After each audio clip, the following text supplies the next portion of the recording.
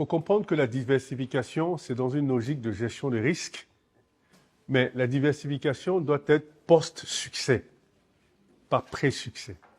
C'est-à-dire que vous ne pouvez pas commencer 10 business en même temps. Ça n'a pas de sens. Même 2 business en même temps, ça n'a pas de sens. Vous commencez, si vous pensez que vous perdez le temps, vous dites j'ai 5 idées, je veux créer 5 sociétés en même temps, comme ça, je gagne. Non. Mais si je crée une seule et les 4 autres, si je développe ce business pendant 5 ans, les 4 autres vont souffrir. Non, au contraire. C'est-à-dire que quand vous montez un business et que vous atteignez un niveau de notoriété, les 4 nouveaux business que vous allez faire bénéficient systématiquement de cette notoriété. Donc, elles n'ont pas perdu le temps.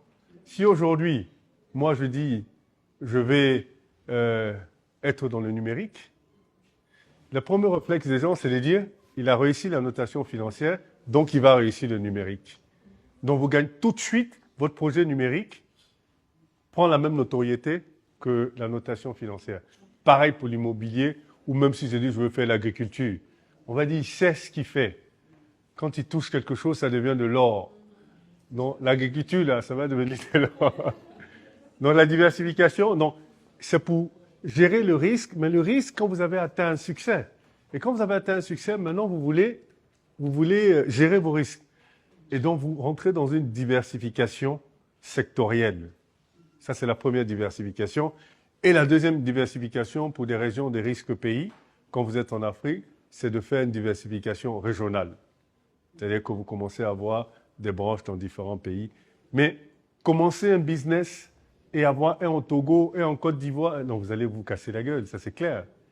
Ou alors vous voulez faire dans le bâtiment, dans l'agriculture, dans les ressources humaines, dans le coaching. C'est la question que les gens vont se poser. Mais celle-là me fait quoi? C'est quoi son business?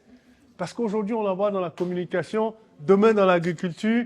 Et comme vous n'avez pas créé de notoriété, on se pose la question. Donc du coup, quand on se pose la question, on ne vous fait plus confiance. On dit, mais elle touche à tout. Enfin, elle n'est pas sûre ou bien? Donc si vous touchez à tout, personne ne vous fait confiance. Et vous avez du mal. Et c'est comme ça que les 4 sociétés que vous allez créer en même temps ne vont pas réussir. Puisqu'on ne vous fait pas confiance. On dit, mais attends, elle ne peut pas être expert en 4 choses quand même. Ou 5. Enfin, vous voyez ce que je veux dire? Voilà, la diversification, c'est une façon de gérer le risque, mais post-succès, pas pré-succès. Parce que pré-succès, c'est une garantie d'échec, justement.